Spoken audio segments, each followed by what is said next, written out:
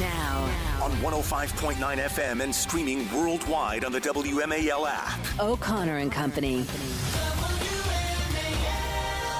Always appreciate a good shout out to the Naval Academy. It's O'Connor and Company here at 7:36. Thanks for tuning in. I'm Larry O'Connor alongside Julie Gunlock. Good morning. Julie, Tom Fitton from Judicial Watch is going to join us at 8:05. Great. Tom Fitton. Love it. Talk to him about Trump's days in court today. That's all coming up. But first, the surgery was successful. However, tests after the operation found cancer had been present. My medical team therefore advised that I should undergo a course of preventative chemotherapy, and I'm now in the early stages of that treatment. That was the announcement from Catherine, the Princess of Wales, Kate Middleton, Friday afternoon, ending literally months of rumors and speculation about her health and about many other things intertwined into the private lives of the royal family. Joining us right now to discuss this is Nile Gardiner, director of the Heritage Foundation's Margaret Thatcher Center for Freedom, and also a former aide to the Iron Lady. And Nile, thanks for joining us. Good to talk with you as always. It's great to be here, Larry. Many thanks. As all the wild speculation sort of really exploded online and, frankly, on this show, just because, we have fun with royal speculation, you were one of those voices that said there's something going on here, and it has to do with the princess's health, and everyone should just calm down and knock it down a peg a bit. And sadly, that's exactly what happened. We did find out she is facing cancer and cancer treatment. But this is part of the thing with the royal family, isn't it? Especially when they try to keep transparency and the truth from coming out. They're not allowed to have any privacy. That's part of the deal, Niall. And so when they have a ham-handed attempt to control messaging and put out a photoshopped picture, they sort of create more drama than necessary. Well, I think that the Princess of Wales was really forced to make this statement last Friday. Of course, a very powerful, moving announcement that she made with regard to her cancer diagnosis. But in many respects, I think that Buckingham Palace was forced to make this announcement because of all of the conspiracy theories swirling around. There were a great deal of, I would say, nasty attacks upon the Princess of Wales and also upon the monarchy from a wide array of sources on social media. There were claims, for example, that the princess had actually died, among other nefarious accusations.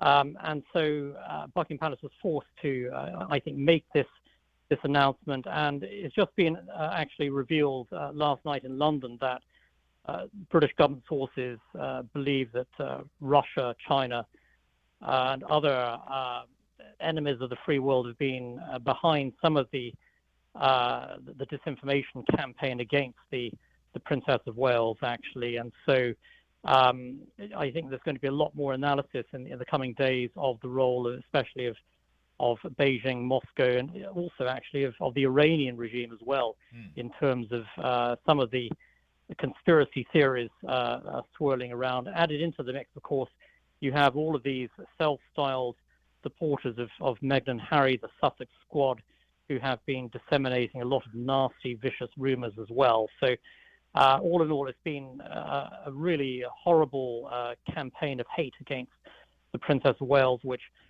forced her ultimately to make this public announcement last Friday. It seems like also with King Charles, who has taken a step back because of his cancer diagnosis, we've seen that there are fewer sort of, what they call them, the professional royals, or the working royals, rather.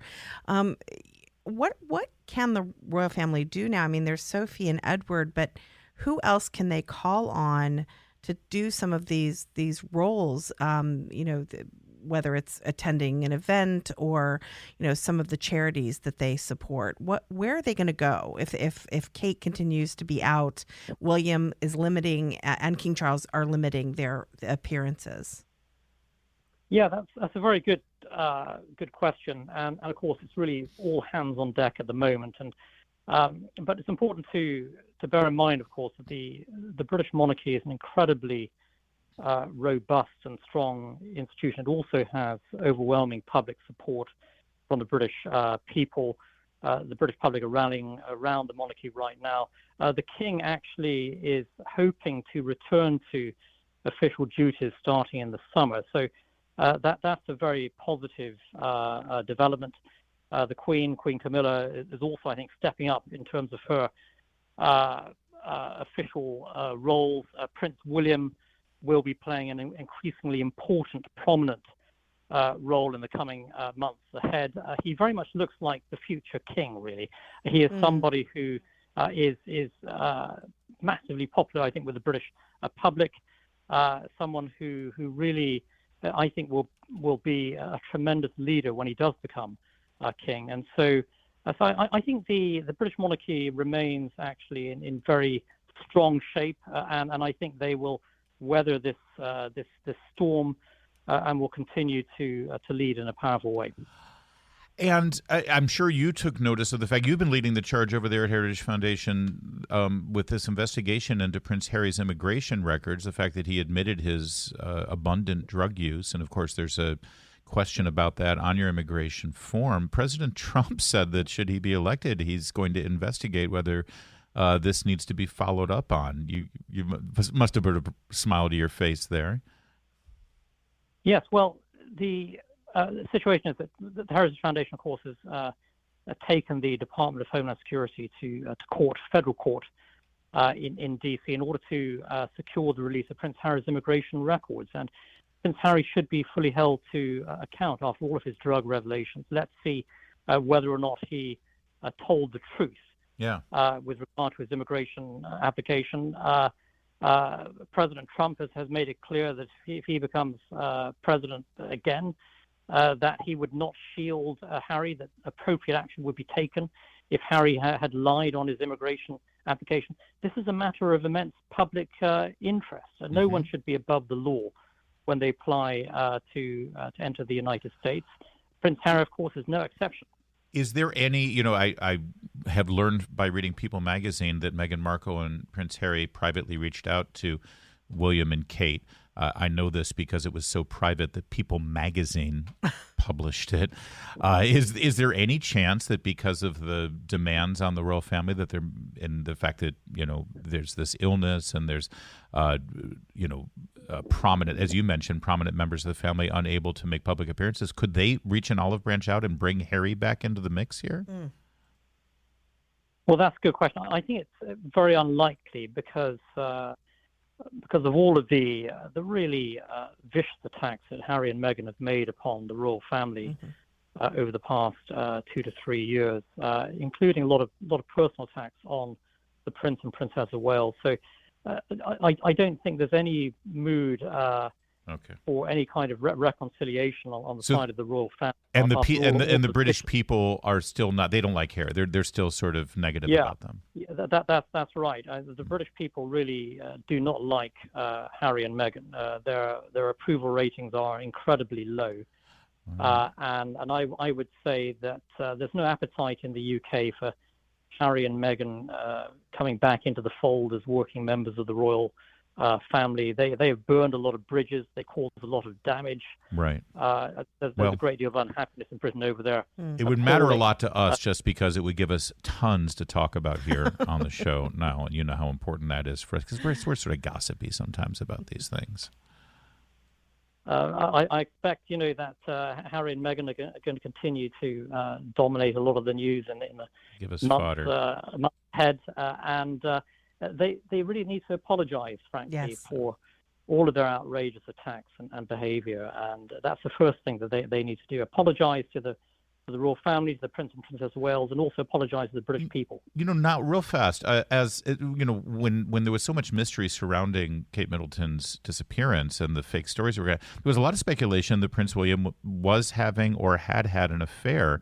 And when that story came out and all of the various, whispers and stuff, I immediately thought of Meghan Markle. Is that right? I mean, I wouldn't put it past them to float that story out there. Well, I think that, if you look at the social media,